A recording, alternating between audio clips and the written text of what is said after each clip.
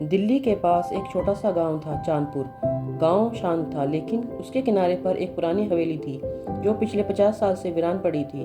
गांव वाले उसे भूतिया हवेली कहते थे। कहते हैं वहां रात के समय रोशनी दिखाई देती है, खिड़कियां अपने आप खुलती बंद होती हैं और कोई औरत रोते हुए दिखाई देती है। आरव, जो कि दिल्ली यूनिवर्सिटी में हिस्ट्री का स्टूडेंट था, गर्मियों की छुट्टियों में अपने नाना नानी के पास चांदपुर आया था। उसे रहस्यों में बड़ी दिलचस्पी थी। जब उसने हवेली के बारे में सुना तो उसका मन उस रहस्य को जानने को मचल गया। एक दिन उसे हवेली के गेट पर एक पुराना लिफाफा मिला। उसमें लिखा था, अगर सच जानना चाहते हो तो पूर्णिमा की रात आना अकेले।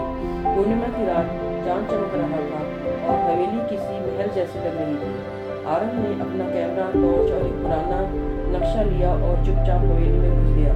अंदर अजीब सी ठंडक थी, जैसे समय थम गया हो। दीवारों पर पुरानी राजसी पेंटिंग थी। एक कमरे में एक बड़ी किताब खुली पड़ी थी, राजा समर सिंह की डायरी। डायरी के पन्नों पर लिखा था, राजसी खजाना अब इस हवेली की आत्मा बन गया है। जिसने उसे चुराने की कोशिश की वो कभी बाहर नहीं निकल सका, पर अगर कोई सच्चे दिल से इतिहास को समझे तो खजाने को पा सकता है। अचानक कमरे में दरवाजा अपने आप बंद हो गया।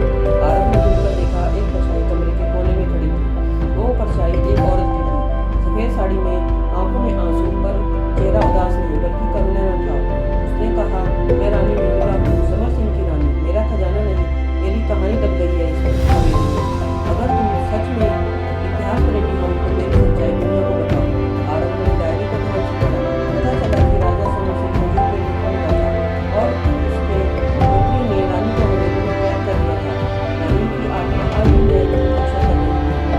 आरव ने गाँव में जाकर सबूत जुटाए, पुराने नक्शों और दस्तावेजों की मदद से रानी की कहानी साबित की।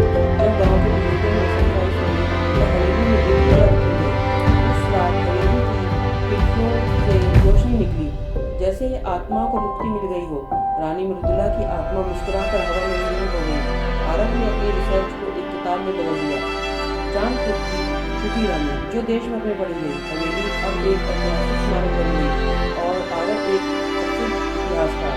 लेकिन आज भी हवेली में रानी मृदुला की तस्वीर कभी कभी बदलती दिखाई देती है, जैसे वो देख रही हो कि उसकी कहानी सही में बताई जा रही है या नहीं।